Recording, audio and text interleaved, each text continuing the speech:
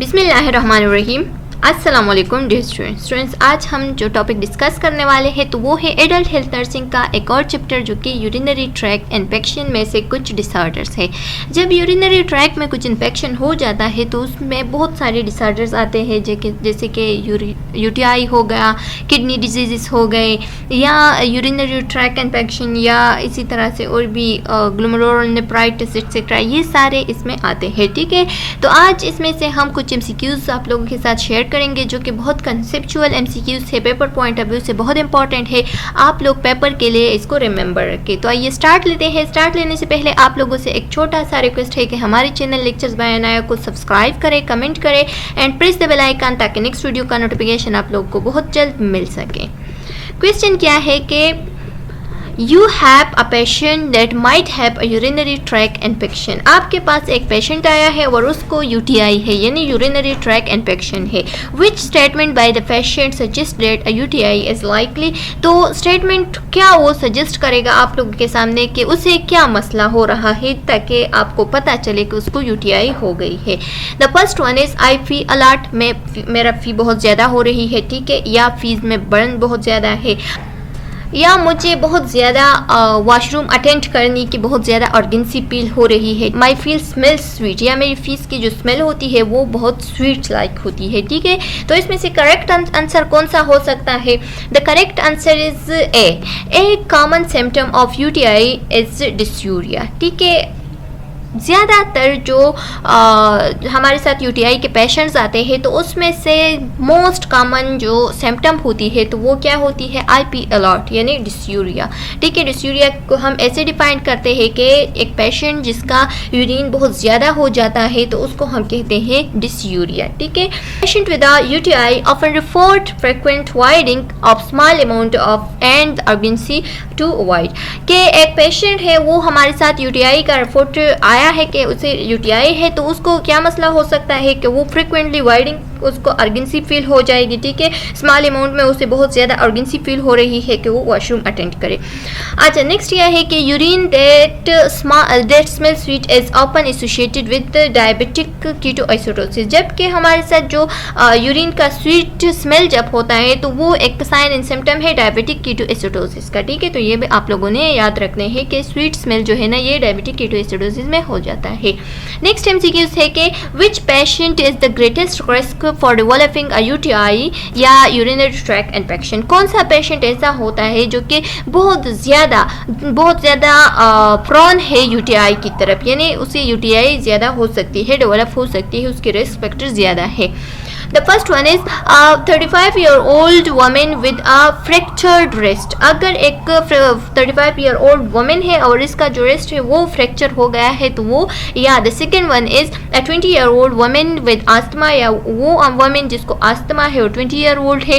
50-year-old post menopausal woman, या post menopausal woman की जो कि हमारे साथ 50-year-old है, हमने बताया कि 45 से 50 ईयर तक मोनोफाजल हो सकती है। ठीक है, एंड 28-year-old विथ एंजाइना, या 28-year-old एक वुमेन है जिसको एंजाइना है। तो the correct answer is C।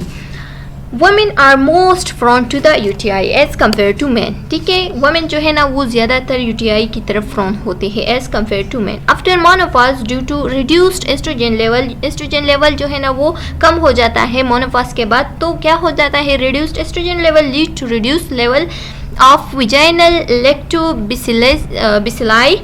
लेक्टोबैसिलाई bacteria. तो जो विजाइना में लेक्टोबैसिलाई बैक्टीरिया होती है तो वो भी रिड्यूस हो जाती है। एस्ट्रोजन लेवल जब कम हो जाता है तो ये बैक्टीरिया भी रिड्यूस हो जाती है। विच प्रोटेक्ट अगेंस्ट इन्फेक्शन, जो कि हमारे साथ क्या कर देती है, जो कि हमारे साथ जो इन्फेक्शन होती है उसके अगेंस्ट ये बैक्टीरिया जो है ना ये इन्फेक्शन के अगेंस्ट प्रोटेक्शन कास्ट कर देती है। तो इसमें से जो थर्ड वन आंसर है वो करेक्ट है, क्योंकि अगर ये बैक्टीरिया ख़त्म हो जाती है तो ज़्यादातर वजाइना में क्या हो सकती है, इन्फेक्शन काज हो सकती है। अब ये जो और ऑप्शंस बताए हैं कि एंजाइना हो गया, आस्थमा हो गया या फ्रैक्चर्स हो गया, तो इसका कोई भी रिस्क फैक्टर नहीं है यूटीआई की तरफ, ठीक है। इसका और ना तो कोई इसकी वजह से इन्फेक्शन काज हो सकती है, ना इसकी वजह से कोई रिस्क फैक्टर होती है यूटीआई की तरफ, ठीक है। Next question is you have a patient that is receiving peritoneal dialysis. आपके पास एक पेशेंट आया है और उसने रिसीव किया है पेरिटोनियल डायलिसिस को, ठीक है।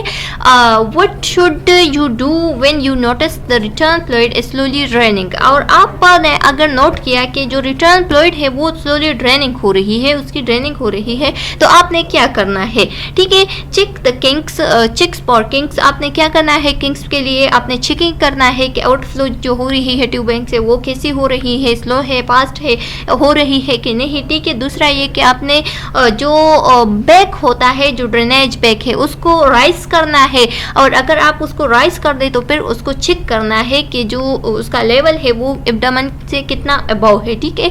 दूसरा ये कि place the patient in reverse Trendelenburg position. Patient को टेंडरबर्ग, रिवर्स टेंडरबर्ग पोजीशन पे रखना है। एक होता है टेंडरबर्ग पोजीशन, एक होता है रिवर्स टेंडरबर्ग पोजीशन। तो रिवर्स टेंडरबर्ग पोजीशन में क्या होता है कि पेशेंट की जो हेड होती है वो 30 डिग्री पे अबव रखना है, ठीक है, और पाँव 30 डिग्री पे बिलो रखने हैं। और जो रिवर्स टेंडरबर्ग पोजीशन में ऐसा करना है, जबकि टेंडरबर्ग पोजीशन में आपने क्या करना है, जो पाँव होते हैं उसको 30 डिग्री पे ऊपर कर देते हैं और जो हेड होता है उसको 30 डिग्री पे नीचे कर देता है। Ask the patient to cough, या पेशेंट से पूछना है कि कप करे, मतलब कपिंग स्टार्ट करे, ठीक है। तो the correct answer is A. एक क्यूट करेक्ट आंसर है tubing problem are a common cause of outflow difficulties. जो ट्यूबिंग प्रॉब्लम्स होते हैं तो ये ज़्यादातर किस वजह से किस वजह से काज हो रही है, ज़्यादातर आउटफ्लो की डिफ़िकल्टीज की वजह से ये काज होती है, ठीक है। Check the tubing for kinks and ensure that all clamps are open. आपने क्या करना है, जो ट्यूबिंग के किंक्स होते हैं उसको चेक करने हैं, जो क्लैम्प्स होते हैं उसको चेक करने हैं कि वो खुले हैं कि नहीं। Other measure include having the patient change position. और दूसरा मेजर हमने क्या करना है, दूसरा मेजर जो है ना वो include having the change position. दूसरा ये कि आपने पेशेंट का जो पोजीशन है वो चेंज करना है, ठीक है। Moving side to side or sittings up, या उसको क्या साइड टू साइड पे उसको मूव करना है या उसको सिटिंग पोजीशन पे रखना है।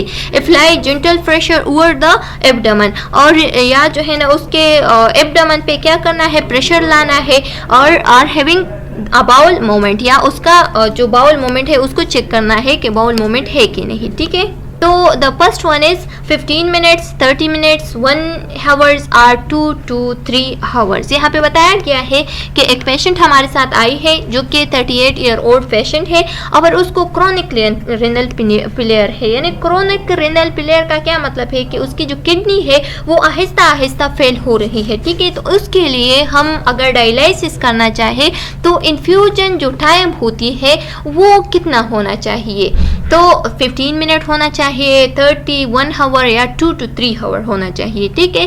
तो the correct answer is 1A, ठीक है, यानी 15 मिनट। क्यों ए करेक्ट आंसर है? डायलाइसेट शुड बी इन्फ्यूज्ड क्विकली। आपने क्या करना है, जो डायलाइसेट है उसको क्विकली इन्फ्यूज्ड करना है। The dialysate should be infused over 15 minute और less when performing peritoneal dialysis. अगर पेरिटोनियल डायलिसिस करने हैं तो उसको 15 मिनट या उससे भी कम टाइम में परफॉर्म करना है। The fluid exchange take place over a period ranging from 30 minutes to several hours. The fluid exchange take place over a period ranging, और ये जो फ्लूइड होती है इसकी जो एक्सचेंजिंग हो रही है तो ये हमारे साथ 30 मिनट्स या लेती है या कुछ हावर्स लेती है, यानी 1 आवर 2 आवर्स, ठीक है। तो आपने क्या करना है, विद इन 15 मिनट आपने जल्दी से डायलिसेट को इन्फ्यूज करना है ताकि क्विकली ये फंक्शन हो जाए। The next one is your patient with chronic renal failure report फ्लोराइटिस। आपका एक पेशेंट है जो कि हमारे साथ क्रोनिक रीनल फेलियर के साथ आया है और उसका जो रिपोर्ट आया है वो फ्लोराइटिस आया है, यानी उसको अब वो इची स्किन हो रही है, उसकी जो स्किन है वो इचनिंग स्टार्ट किया है। विच instruction should you include in this patient teaching plan?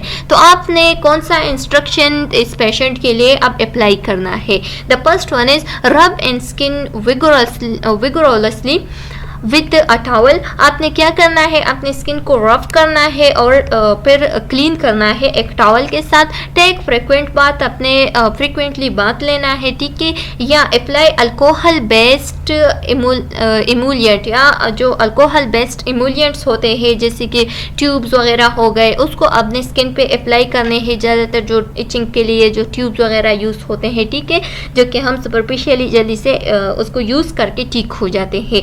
या the last one is keep finger nails short and clean. आपके जो फिंगर नेल्स होते हैं उसको आपने शॉर्ट एंड क्लीन रखने हैं, ठीक है।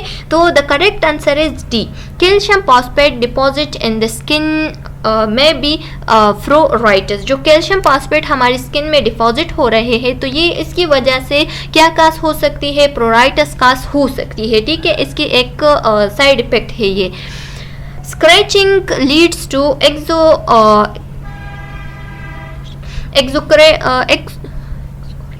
excoriation and brick in the skin that increase the patient risk of infection।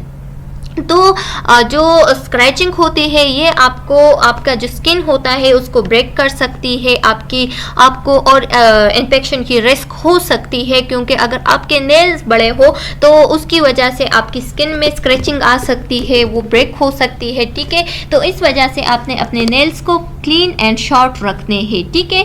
Keeping finger nail short and clean help reduce the risk of infection. तो अगर आपके जो फिंगर नेल्स होते हैं वो छोटे हो या क्लीन हो तो उसकी वजह से फिर आपको रिस्क ऑफ इन्फेक्शन कम हो सकती है। नेक्स्ट वन क्या है कि which intervention do you plan to include with a patient who have renal calculi. अगर एक पेशेंट हमारे साथ आया है और उसको रेनल कैल्कुलाई है, यानी रेनल स्टोन है, ठीक है, कैल्कुलाई को हम स्टोन भी कह सकते हैं, तो उस पेशेंट के लिए आपने कौन सा इंटरवेंशन प्लान करना है, ठीक है।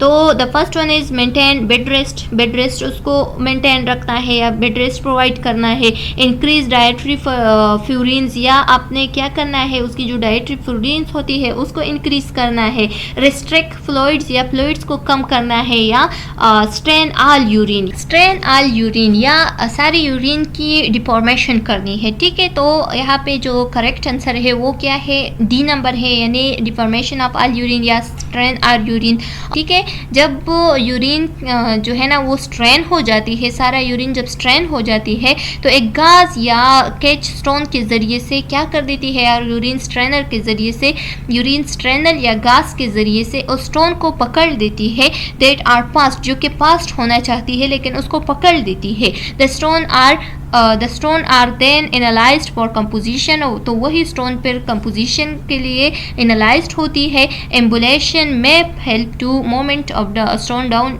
To the urinary tract. और अगर एम्बुलेशन हो रही है, यानी आप जितने भी घूमो फिरो तो उसके ज़रिए से आपका जो स्टोन है वो मे भी कि यूरिनरी ट्रैक की तरफ मूवमेंट करे और वो निकल जाए, ठीक है, जिसकी वजह से फिर फ्लश इनकरेज, मतलब जो फ्लशिंग में जो फ्लूइड निकल रहे हैं तो उसके ज़रिए से मे भी कि स्टोन भी आउट हो जाए।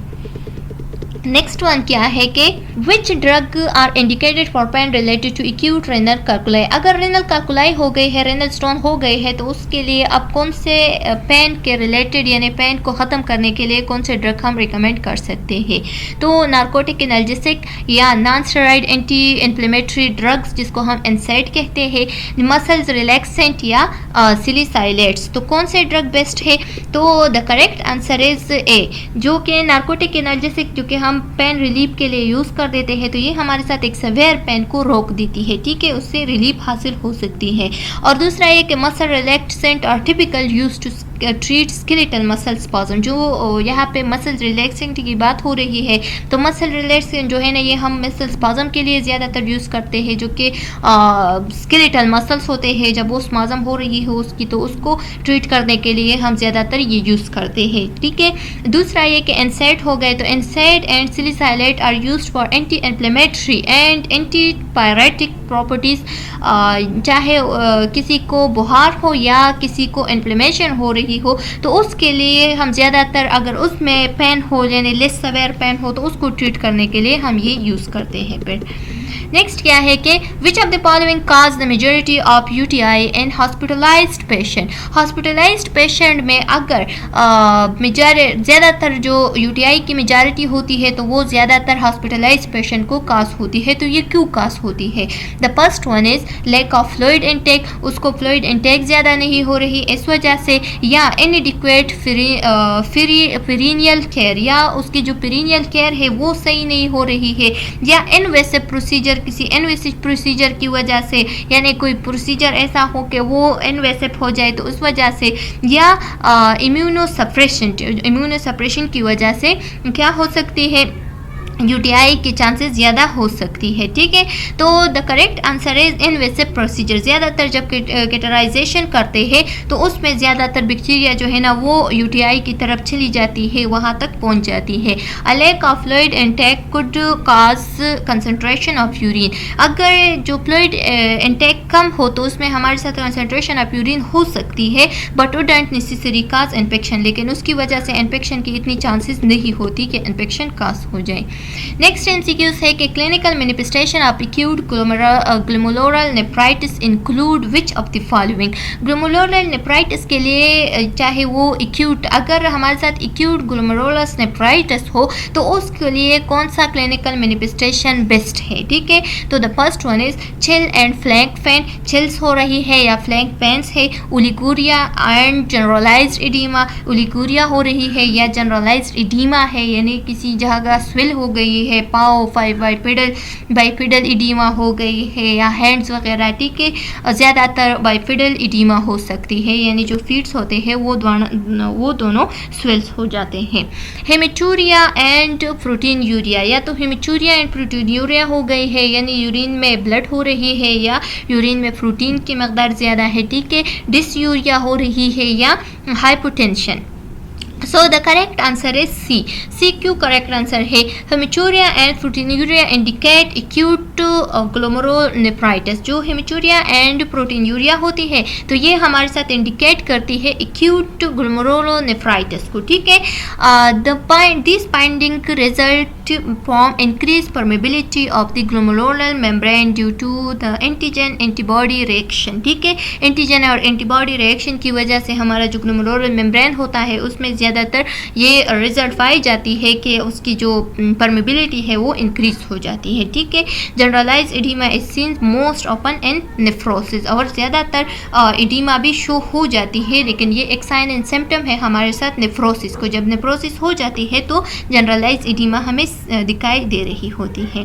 द नेक्स्ट वन क्या है कि you expect a patient in the oliguric phase. एक पेशेंट है हमारे साथ और वो उसको ओलिगोरिया हो रही है, यानी उसकी जो यूरिन आउटपुट है वो बहुत कम है। ठीक है, of renal failure to have a 24 hour urine output less than, और वो रेनल प्लेयर भी है। ठीक है, और उसकी ओलिगोरिक पेस है, यानी ओलिगोरिक पेस का क्या मतलब है, उसकी यूरिन की जो आउटपास है वो बहुत कम है, तो उसकी यूरिन आउटपास कितनी होगी, यानी आउटपुट कितनी होगी विद इन 24 आवर?